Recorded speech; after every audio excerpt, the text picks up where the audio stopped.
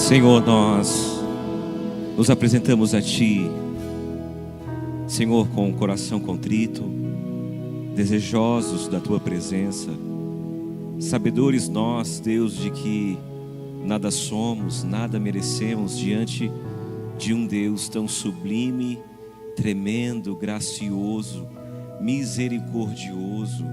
Diante de Ti, Senhor, Pai, quem somos nós? Quem é o homem para que o Senhor se lembre dele? Quem é o homem, Jesus, para que o Senhor haja com tamanha misericórdia, com tamanho amor? Quem é o homem para que o Senhor construísse um lugar para que ele pudesse habitar? Quem é o homem para que Deus desejasse se relacionar com ele? Quem é o homem, Jesus? Pai, mas vemos, meu Deus, a grandiosidade da sua graça, porque mesmo sendo tão pequenos, o Senhor se entrega por nós. Jesus, obrigado. Obrigado, porque Deus, se há algum valor em nós, é porque um preço foi pago por nós. E a partir daí, nós entendemos, meu Deus, Pai, que o que mais temos de precioso é a Tua presença. Que o Senhor nos visite nessa noite com alegria, com revelação. Queremos entender mais do Senhor. Que o homem não interfira, que o homem não atrapalhe, mas que sejamos um canal de Deus para aquilo que o Senhor tem para fazer nessa noite, em nome de Jesus. Amém. Amém, queridos. Shalom, a paz do Senhor. Amém. Só quem está feliz com Jesus, diga glória a Deus. Aleluia. Como o apóstolo falou, nosso segundo dia, ou segunda mensagem da nossa campanha, A Cruz de Cristo. Semana passada falamos sobre a substituição e hoje falaremos sobre propiciação. Olhe para o seu irmão, dê um sorriso para ele, diga assim: hoje falaremos de um tema muito importante, propiciação, né? Pergunta para ele: e aí, meu irmão, o que é a propiciação? Assim, meu irmão, não me aperta não. Mas vamos lá. Queridos, eu gostaria que você entendesse que a palavra de Deus, ela possui alguns nomes que ela nos revela alguns nomes que muitas vezes passam batidos, mas que são extremamente importantes. E glória a Deus que nós temos uma série de mensagens como essas, que vamos tocar em praticamente todos essas palavras que são extremamente importantes, como a propiciação, substituição, redenção, reconciliação, santificação, justificação, glorificação. São palavras que elas não podem passar despercebidas. Para nós que lemos a mensagem, para nós que somos filhos de Deus, precisamos conhecer cada uma dessas palavras e principalmente seu significado. Amém? Abram comigo, por favor, Romanos capítulo 3.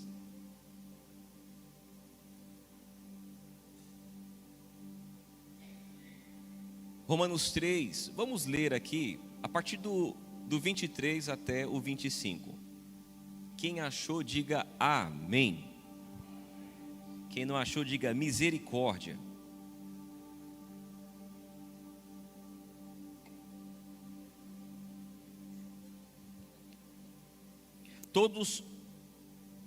Verso 23, pois todos pecaram e carecem da glória de Deus. 24, sendo justificados, olha aquela palavrinha que eu falei, gratuitamente por sua graça, mediante a redenção, outra palavra importante, que há em Cristo Jesus, a quem Deus apresentou como propiciação no seu sangue, mediante a fé. Deus fez isso para manifestar a sua justiça, por ter ele, na sua tolerância, deixado impunes os pecados anteriormente cometidos, tendo em vista a manifestação da sua justiça no tempo presente, a fim de que o próprio Deus seja justo e justificador daquele que tem fé em Jesus. Recapitulando, reforçando, se não tivermos entendimento, um texto tão poderoso como esse vai ser apenas um mero texto, aonde não vamos entender nem metade se não soubermos cada uma dessas palavras bem difíceis que aparecem aqui. Vai ser apenas um texto que a gente não vai entender nada. Então é muito importante nós aprendermos o significado dessas. Hoje nós não vamos ter tempo de falar sobre todas elas, mas falaremos da propiciação. A propiciação, segundo Paul Washer, ele na sua concepção, depois da palavra Deus, o nome de Jesus, que é o nome que está acima de todo nome, para Paul Washer, propiciação é o nome mais importante na palavra de Deus. E mesmo tendo toda essa importância, poucos são os filhos de Deus, aqueles que vivem a fé, que sabem o seu significado. É lógico que eu sei que vocês sabem, não vou pregar algo novo. Todos vocês sabem o que significa. Se não souber, daqui a pouco você vai ver o que significa certinho. Mas se eu não tomar o cuidado, eu posso perder o que a palavra de Deus tem a falar conosco. O próprio Deus providenciou, é o que o texto está dizendo, um cordeiro que apaziguaria a sua ira, o próprio Filho, ao qual este mesmo é do seu agrado.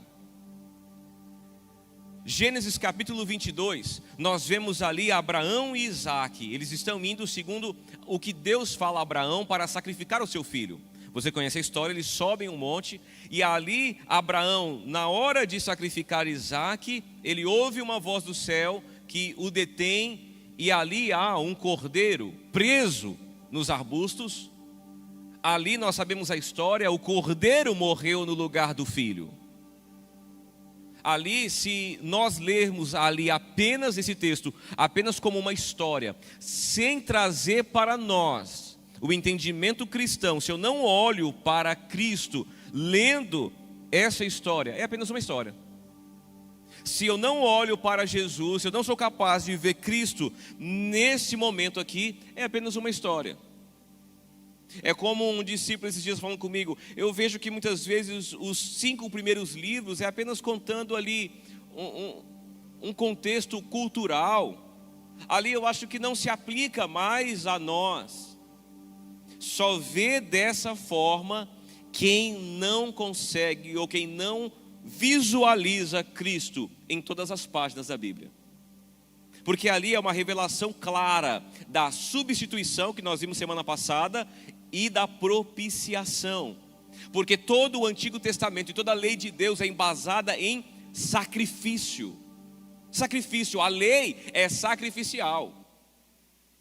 O meio pelo qual o homem se redime diante de Deus, ou que de alguma forma Deus possa voltar os olhos para o homem, é por meio do sacrifício.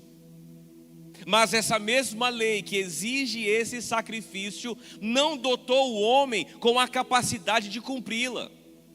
Porque a lei de Deus é a expressão da sua santidade. A lei de Deus é como Deus vive, a lei de Deus é o padrão de Deus. Mas a lei por si só, a letra por si só não foi capaz de nos dar a capacidade de nos tornar como ela exige de nós. Então, a esse Deus que nós vemos que a graça é antecedente, ela antecedeu a lei, ela é revelada em vários momentos, aonde não seria necessário o sacrifício de cada homem, de cada um de nós.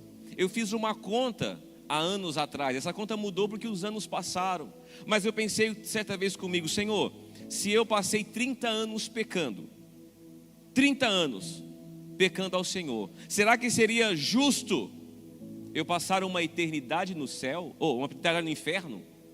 Será que por 30 anos de pecado eu mereço a eternidade no inferno? Mas foram apenas 30 anos errando.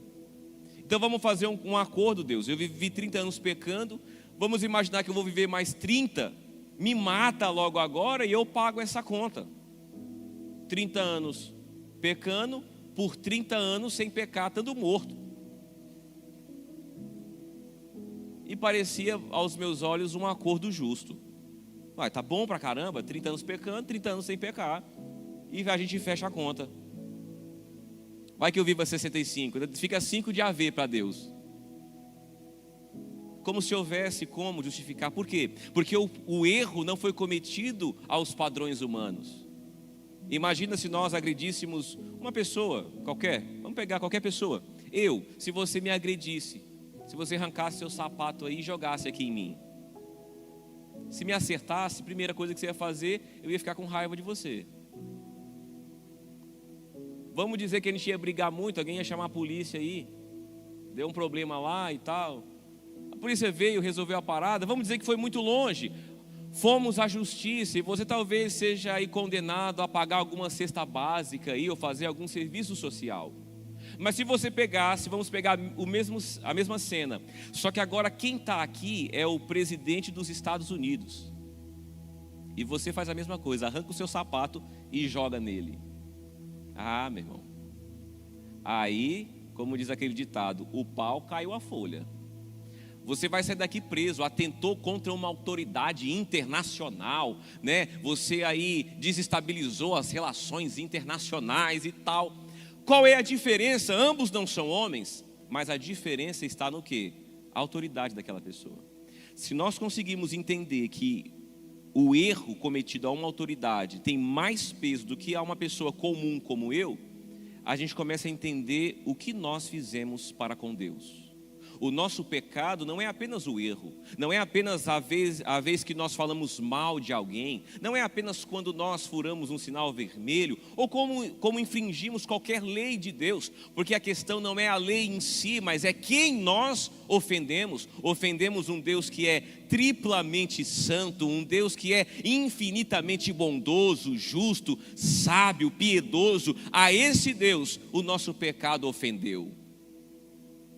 O Deus Criador, ali no Éden, está com o homem todos os dias, criou todas as coisas. Deus cria o homem para ter contato com Ele, para ter comunhão, e para que aquele homem tivesse o máximo de prazer no seu Criador. Um Deus maravilhoso.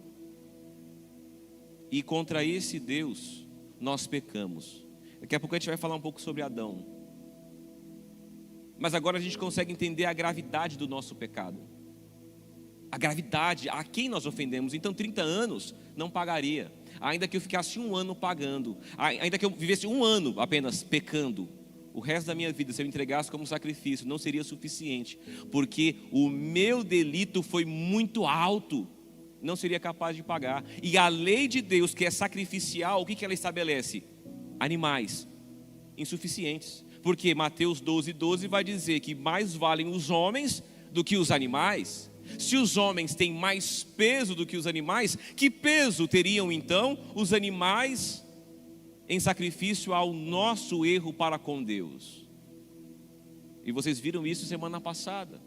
Houve uma substituição, alguém com um peso muito maior, alguém capaz de levantar essa balança, porque o meu pecado era muito grave, não conseguia levantar, não conseguia remover esse peso. Mas quando Cristo é colocado nessa balança, Ele foi capaz de pagar o preço dos meus pecados. Ele foi capaz. Então não é um ato heróico, é um ato de justiça de Deus. Porque a ira de Deus era tão grande, tão tremenda, que não havia peso humano. Ainda que todos os animais e todos os homens morressem, ainda assim, o peso da ira de Deus ainda era muito maior. Mas eu quero que você entenda uma coisa. Aquele cordeiro que ficou preso ali pelos chifres, naquele arbusto, eu fico me colocando no lugar desse cordeiro. Eu ia ficar muito chateado. Eu estava de boa, pastando.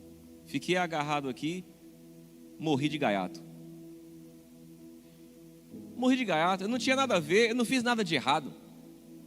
Quem ia morrer era o menino. Talvez o cordeiro estava até assistindo lá. Que parada é essa aqui? Que movimentação é essa aqui? O cara juntando pedra ali, juntando lenha. Vai ter um churrasco aí. Ficou preso. Se fosse eu, ia ficar muito injuriado. E o mais interessante é que esse cordeiro deliberadamente se entrega e ainda começa a lutar as nossas causas. 1 João 2, de 1 ao 4, depois do 4 e o 10, temos advogado junto ao Pai, Jesus Cristo, o justo, e Ele é a propiciação pelos nossos pecados. 4, 10. Nisso consiste o amor, não em que nós tenhamos amado a Deus, mas que Ele nos amou e enviou o seu Filho como propiciação pelos nossos pecados. É aquele cordeiro, entre aspas, injustiçado, tomou sobre si o peso dos nossos pecados e ainda advoga por nós. Eu, no melhor dos meus pensamentos, falo assim, tá bom, eu vou morrer pela galera aí, tudo bem, mas depois que eu pagar esse preço, vou ficar na minha, eles se viram com os problemas deles.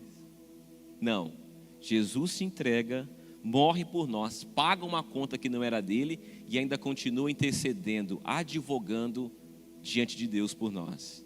É um Senhor extraordinário. Quem concorda com isso, diga amém.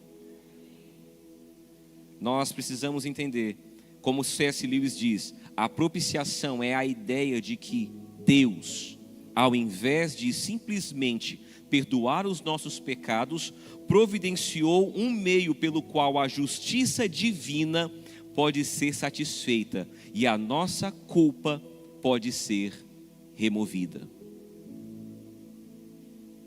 O próprio Deus providenciou um meio pelo qual os nossos pecados são perdoados e a justiça divina pode ser satisfeita.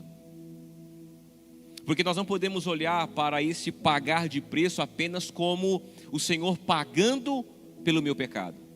Se a propiciação que nós entendemos se limitar apenas de Deus pagando o meu pecado, ela é incompleta. É uma verdade incompleta, parcial. Assim como um evangelho parcial pode produzir em nós uma fé equivocada, como nós falamos há 2 domingos atrás, nos levará a uma fé utilitária, nos levará a uma fé legalista, moralista. O entendimento equivocado da mensagem de Deus nos levará a essa fé equivocada. A propiciação não é apenas para pagar os nossos pecados, mas também para apaziguar, para pacificar, para trazer satisfação à justiça de Deus. Porque todos pecaram. Propiciar significa apaziguar ou pacificar a ira de uma divindade. Isso não é exclusivo do cristianismo, não nasce ali no cristianismo, mas outras religiões também apresentam isso. Nos é revelada com mais prioridade. Por quê? Porque em nenhuma outra religião um Deus se entrega pelo seu povo, mas vemos deuses exigindo o sacrifício daqueles que o adoram. É como eu falei no Flamboyant semana passada, o evangelho por si só, ele tem uma fragilidade. Paulo, quando está pregando aos romanos, ele encontra ali um panteísmo, ali há uma idolatria, há uma infinidade de deuses, como vemos hoje na Índia, muitos deuses. Imagina então cada um desses deuses, imagina o Deus Sol. E eu sou um pregador do Deus Sol. O meu Deus é o Deus que todas as manhãs se põe de pé. Ele aquece todo o nosso sistema solar, não somente a Terra, mas como todos os outros planetas. Estrelas são iluminadas pela luz do meu Deus. E você pode todos os dias olhar para Ele. Quando a noite vier, não tenha medo, porque até mesmo a lua à noite reflete a sua luz. Uau, que Deus poderoso. Agora vem Paulo, falando de um Deus desconhecido e invisível que não pode ser tocado. E esse Deus, na sua infinita graça, morreu pelo seu povo. O evangelho é frágil, o evangelho em si carrega uma fragilidade. Por isso que nós falamos alguns dias atrás, loucura para os gregos e para o judeu, mas para nós que somos da fé, nós que somos de Deus, é o poder que vem de Deus. O evangelho é poderoso para transformar o ser humano. E voltando à propiciação, a propiciação então não é algo que nós apenas vivemos. A pergunta crucial então é se o objetivo da ação expiatória é Deus ou é o homem. Como eu falei, se a propiciação olhar apenas para o homem, vai apenas redimir o seu pecado. vai apenas remover o pecado, mas se for apenas de Deus, apenas apaziguará a sua ira. O mais extraordinário é que a propiciação de Jesus, este sangue vertido, ele não apenas remove o meu pecado, não apenas alguém morreu em meu lugar, alguém em substituição a mim morreu, mas também agora me torna aprazível a Deus. Deus agora pode ter a sua ira contida ao olhar para o homem. E mesmo nas passagens em que a tradução mais tradicional seja fazer expiação pelo pecado, nós podemos olhar em diversos contextos aonde fala sobre a ira de Deus. Essa propiciação vem no sentido de apaziguar essa ira de Deus, esse furor que se acendeu. Então, o perdão que vem pela expiação é o desviar da ira de Deus sobre os homens. É Deus se dar por satisfeito ao ver o que foi feito na cruz. Essa ira de Deus se dá pela justa, mais uma vez, a justa retribuição de Deus diante do pecado intolerado e detestado por Ele. Deus constrói então um lugar extraordinário. Ele reformula toda uma terra para que ela seja capaz de se tornar habitável aos seres semelhantes a Ele, para que Deus pudesse ter relação com o ser humano. E Ele constrói todo um ambiente, um jardim, coloca o homem, o cria do pó da terra. E alguns, vou fazer uma aspas aqui, perguntam assim, por que Deus, isso está lá no livro Cristianismo Puro e Simples, por que Deus cria o homem do pó da terra e não o faz de outras coisas mais extraordinárias? Mas aí a palavra de Deus, e o C.S. Lewis vai dizer que quanto mais extraordinário é a matéria-prima da criação, maior é o dano que ele causa. Como os anjos, ao pecarem, olha o dano que causaram. O homem, ainda sendo do pó da terra, provocou um mal, mas nivelado a sua essência. Pó da terra, ao pó voltará. Quanto mais elevado é o homem, mais altivos são seus pensamentos. Então o homem Deus o cria da substância mais simplória que existia, a matéria-prima mais simples que tinha, Ele cria o homem. E esse Deus extraordinário cria um ser extraordinário da matéria mais simples. Ele dá um nome a esse homem, e todos os dias ele tem relacionamento com esse homem. Todos os dias ele está ali. Na viração do dia, Adão recebia a presença de Deus, e todos os dias ele caminhava, todos os dias eles prestavam contas, todos os dias talvez Deus apresentava a Adão coisas extraordinárias, talvez acerca de toda a criação e de todo o universo, e ambos se relacionavam. E Gênesis 2,17, Deus mostra todas as maravilhas, mas diz, olha, tem algo que não é legal, tem algo que eu mesmo na minha infinita misericórdia eu não vou tolerar. Não comam do fruto daquela árvore. Essa árvore não comam. Vocês podem comer de todas, menos desta, pois no dia que vocês comerem, certamente vocês morrerão. Romanos 6,23 vai nos dizer que o salário do pecado é a morte. Esse Deus maravilhoso colocou uma regra, e o homem, mais uma vez, não a cumpre. João Calvino diz: a propiciação é o ato pelo qual Deus, em sua misericórdia, providencia um sacrifício que satisfaz a sua justiça e apazigua a sua ira contra os pecadores.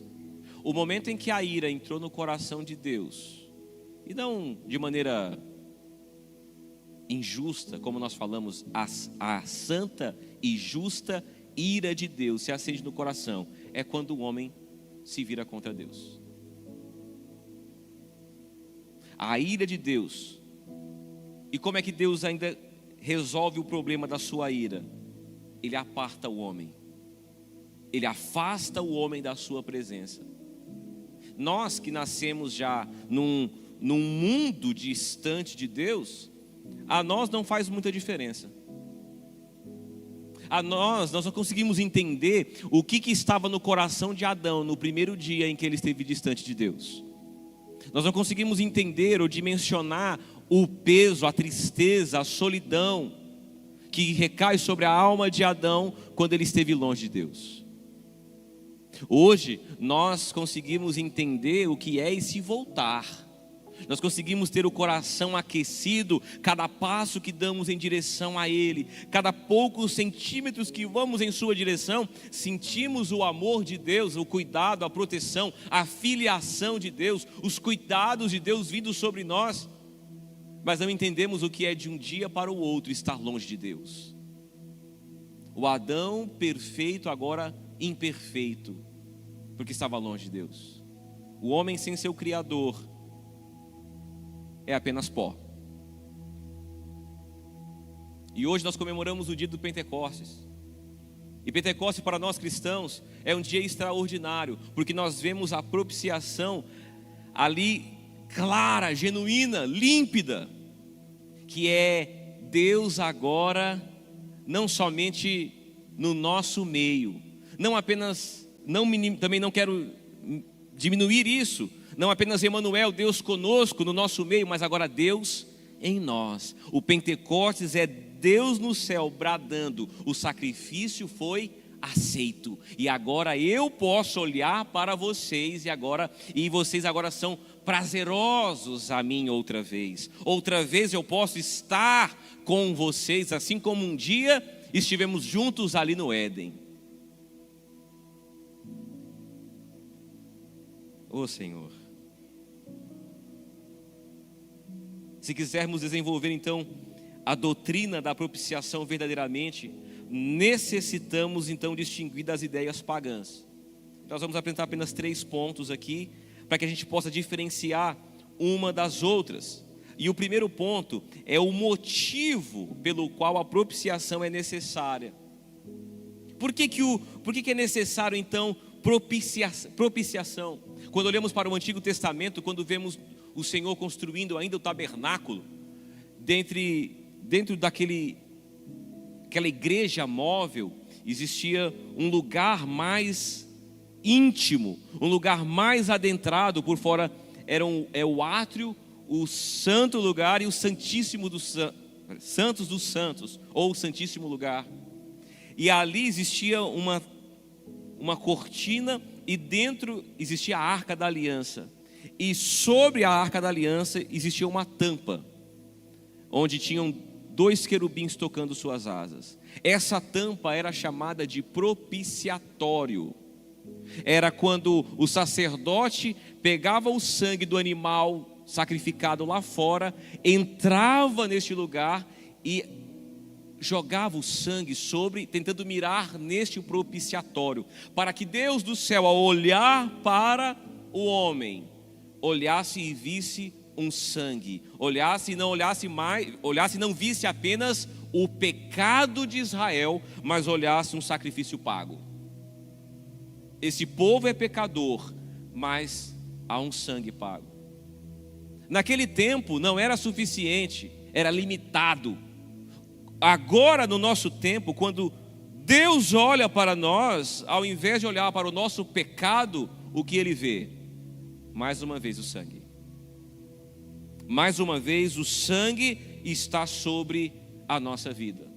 Nós que aceitamos Jesus e clamamos pelo sangue de Jesus, nós que sabemos o valor do perdão de Deus, o Senhor olha para nós e consegue ver ainda em nós prazer. Não por aquilo que conquistamos, não é mérito nosso, estamos sobre os ombros, sobre o mérito de uma outra pessoa, Jesus Cristo, seu Filho, o qual esse Deus sempre teve prazer. Deus sempre teve prazer em Jesus, nele o seu prazer, nele há alegria e contentamento. Este mesmo sangue agora sobre nós nos torna propício. Então, qual é o motivo pelo qual necessitamos? Porque o pecado suscitou a ira desse Deus, e ela precisa ser apaziguada. É o sacrifício vicário, que é quando um inocente toma o lugar do culpado. No Antigo Testamento vemos um bode era solto no deserto porque recebia o peso do pecado, o outro era sacrificado. Nós vemos a palavra de Deus o tempo todo, Deus referindo-se ao que haveria de vir. Clama em Gênesis, o sangue de Abel. No Novo Testamento nos explica que há um sangue que clama muito mais alto do que o sangue de Abel. O sangue de Jesus clama por justiça. Mais uma vez, a santa justiça. Não podemos de maneira nenhuma olhar para Deus e falar: Deus, por que essa ira do Senhor não se encerra? Por que essa ira do Senhor não se satisfaz? Porque se ela se satisfizesse apenas com um deliberar de perdão, Ele seria injusto. Ele não seria o Deus justo. Ele não seria o Deus que cumpre os seus próprios princípios. Porque nós vemos que em 1 João 1,9, se confessarmos os nossos pecados, Ele é fiel e justo para nos perdoar. Alguém já me pediu perdão e eu também já fui livre, liberto pelo perdão de alguém. Mas eu, para liberar perdão para alguém, eu não sou justo e não sou fiel. Por que então que o Senhor aqui se apropria dessas características, justo e fiel? Por que Deus precisa ser justo e fiel para perdoar pecados? Humanamente eu não preciso e não tenho essas características. Justo e fiel, porque Ele é justo, que dá a medida da sua justiça. E fiel, porque Ele não retrocede. Ele não retrocede naquilo que Ele estabeleceu. A santa justiça de Deus. O sacrifício trouxe a Deus justiça e a sua fidelidade. Trouxe a Deus, mais uma vez, Deus, olhando para si mesmo, eu sou justo e fiel para perdoar os pecados. Porque um justo e fiel pagou por eles. Um justo e fiel, homens injustos como eu, não somos capazes. Mas um justo e um fiel morreu no Calvário para nos trazer salvação. Segundo ponto, quem faz a propiciação num contexto pagão é sempre um ser humano, um animal, um vegetal, um entoar de um cântico. Uma canção é dirigida a uma divindade, são rituais mágicos, mas sempre por meio de sacrifício. Pensam que tais práticas aplaquem essa fúria divina ou a ofensa que foi dirigida a essa divindade, mas o Evangelho começa com a afirmação ousada de que nada do que possamos fazer, dizer, oferecer ou até mesmo dar pode compensar os nossos pecados, nem afasta a ira de Deus. João Batista, na pregação, ele dizia: raça de víboras, quem vos ensinou a fugir da ira vindoura? A ira de Deus estava acesa e o povo estava tentando fugir dela. O ser humano sempre tentou de alguma forma merecer ou de alguma forma apaziguar o coração de Deus. Impossível para homens limitados assim como eu. Mas sempre tentamos de alguma forma merecer. Julgamos de alguma forma: não, mas eu não sou tão terrível como fulano de tal. O ser humano está sempre em busca de uma justificativa para errar ou para não ser tão culpado dos seus próprios erros. Foi o próprio Deus que, em sua misericórdia e graça, tomou a iniciativa. Esse fato já estava claro ainda no Antigo Testamento, pois nele os sacrifícios eram reconhecidos, não como obras humanas, mas como dádivas divinas. E uma pergunta: por que Deus te ama? Deus não nos ama porque Cristo morreu por nós. Cristo morreu por nós porque Deus nos ama. Vou repetir: Deus não nos ama porque Cristo morreu por nós. Cristo morreu por nós porque Deus nos ama. O amor de Deus pendurou Jesus naquela cruz. O amor de Deus fez com que a propiciação acontecesse. É a ira de Deus que necessitava ser propiciada. É o amor de Deus que faz a propiciação.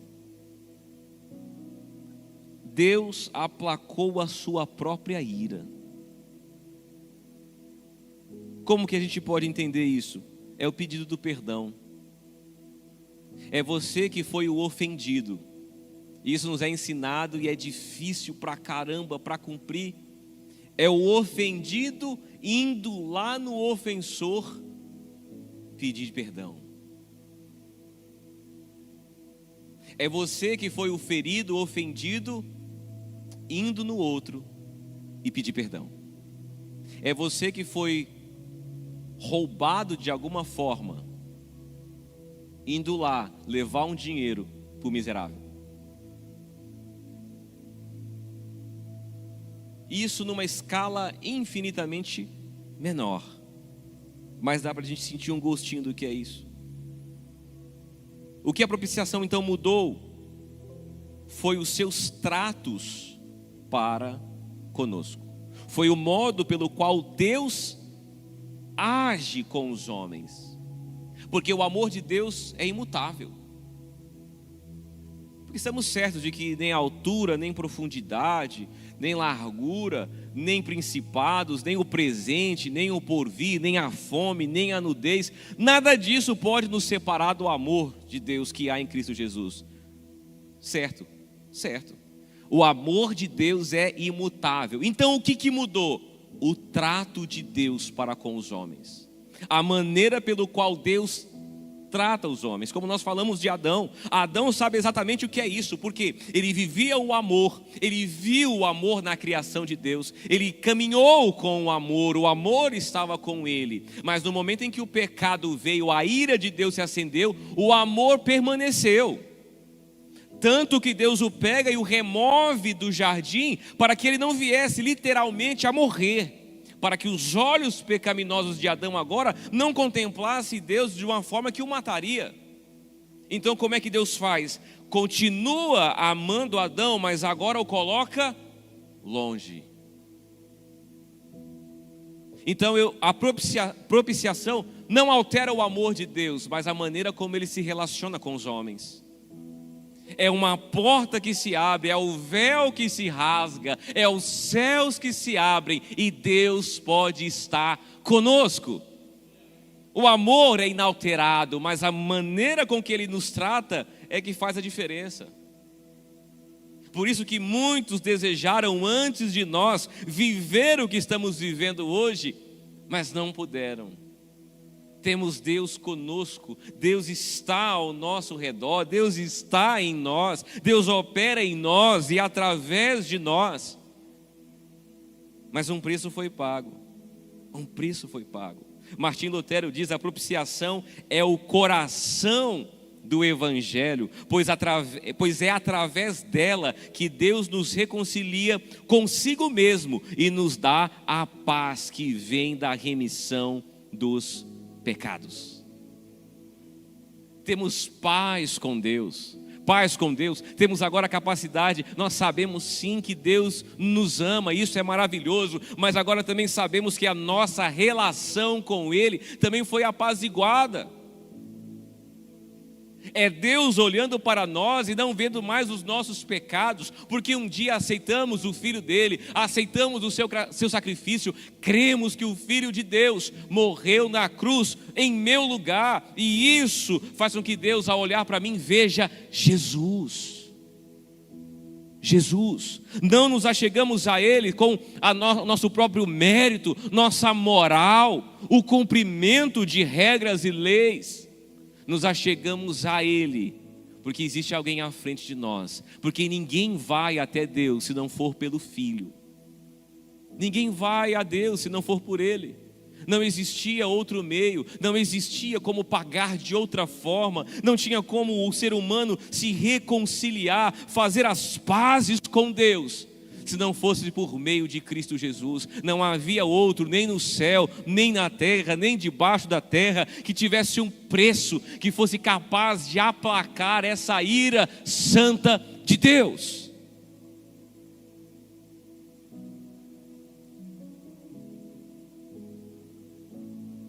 O mundo estava diante de um Deus irado.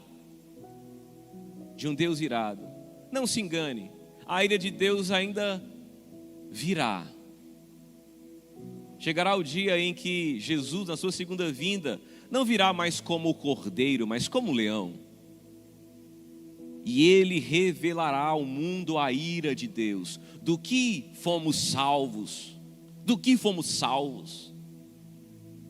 E aquele clamor de Jesus na cruz: Senhor, por que me desamparastes? Ali naquele momento, o peso da ira de Deus era derramado sobre o Filho.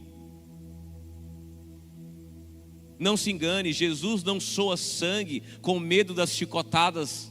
Deus não soa sangue por medo da cruz. Deus não soa sangue por medo da coroa, ou porque seus discípulos iriam fugir da presença dele. Jesus não suou sangue, não pediu que Deus afastasse dele aquele cálice, porque ele estaria 3 dias ali no inferno. Isso não é capaz de colocar medo no coração de Deus. O que trouxe tremor a Jesus é porque o cálice que estava ali era a ira de Deus, e Jesus bebeu dessa ira de Deus. Meu irmão, nós não sabemos o que é isso. Não sabemos, porque nós ainda vivemos entre misericórdia e graça. Estamos entre misericórdia e graça. Não sabemos o que é a ira de Deus. Não sabemos o que é o Deus zangado. Não sabemos o que é um Deus terrivelmente cheio de furor. E esse furor sendo derramado sobre nós. E nós não conheceremos, porque há alguém que bebeu esse cálice antes de nós. Bebeu esse cálice em nosso lugar. Era o cálice para nós. Cada um de nós deveríamos ter bebido aquele cálice, mas ele bebeu em nosso lugar. E glórias sejam dadas ao nome dele, porque nós não seríamos capazes, não suportaríamos, não restaria nada de nós se nós ousadamente quiséssemos beber deste cálice. Alguns pensam que o cálice era a cruz. Meu irmão, muitos cristãos muitas pessoas antes de Jesus, depois de Jesus, morreram de forma muito mais dolorosa do que ele mesmo. Inclusive Pedro foi crucificado também, agora de ponta cabeça. Homens tiveram sua pele arrancada do corpo. Pais de famílias, junto com a sua família, foram presos. Um pai presenciava os soldados romanos matando seus filhos e falando para ele: negue a Jesus Cristo. Ele via a sua esposa ainda grávida, tendo o seu ventre rasgado, seu bebê arrancado para fora, pisoteado na sua frente, para que ele viesse a negar a Jesus. E ainda assim não negava, porque ele tinha na sua cabeça: logo eu morrerei e verei o meu Jesus. E quando aquele momento agonizante, terrível, chegou, agora é a minha vez, o soldado olhar para ele e falar assim: não, você não vai morrer agora. Viva a sua vida com essa dor, carregando essa dor. O meu Jesus não soaria sangue com medo da cruz. O meu Jesus não soaria sangue com medo de chicotadas. O que fez Jesus tremer foi a ira de Deus. A ira de Deus. Essa ira de Deus, ela tem que gerar pavor no nosso coração, sabe por quê? Porque se os nossos filhos não aceitarem Jesus, eles saberão o que é. Se os nossos amigos não conhecerem Jesus, eles saberão o que é a ira de Deus. E o inferno não é um lugar, o inferno é a ira de Deus. O inferno é a justiça de Deus sendo derramada sobre os homens. O inferno não é apenas Deus de longe. Deus não abriria a mão da sua justiça. Ele é fiel e justo para perdoar pecados. Ele é fiel e justo para punir pecadores também.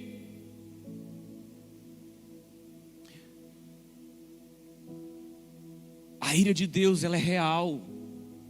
Tão real que Jesus teve que morrer para apaziguá-la. Se coloque de pé.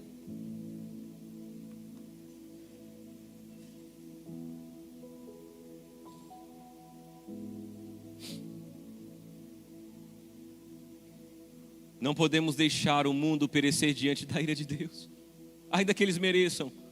Mas talvez mais do que o mundo merece, eu também mereceria. Eu mereço essa ira. Nos acheguemos a Ele, o Senhor da salvação. Jonas, no capítulo 2, verso 9, vai dizer que a salvação pertence a Deus. E não apenas que a salvação, não no mínimo dessa palavra, mas eu entendi equivocadamente, mas a salvação pertence ao Senhor. É o que? Só Ele se apropriou dessa salvação. Não há outro meio de se salvar que não seja por uma providência minha. É Deus dizendo, eu sou o dono da salvação. Isaías vai dizer, eu sou o Senhor, este é meu nome, não darei a mais ninguém a minha glória, nem a minha honra a imagens de esculturas. Deus está dizendo assim, olha, o que é meu, e a salvação pertence a Ele. Somente nele encontramos salvação. Somente nele. E o nosso tema de hoje, a propiciação, é um Deus que teve a sua ira satisfeita. É Deus agora olhando para o homem e podendo olhar além do horror do pecado, ver em nós a beleza de Cristo. Ver em nós, não por nós, por Ele. A nós coube a parte fácil, aceitar o que o próprio Deus providenciou pelo erro que nós cometemos.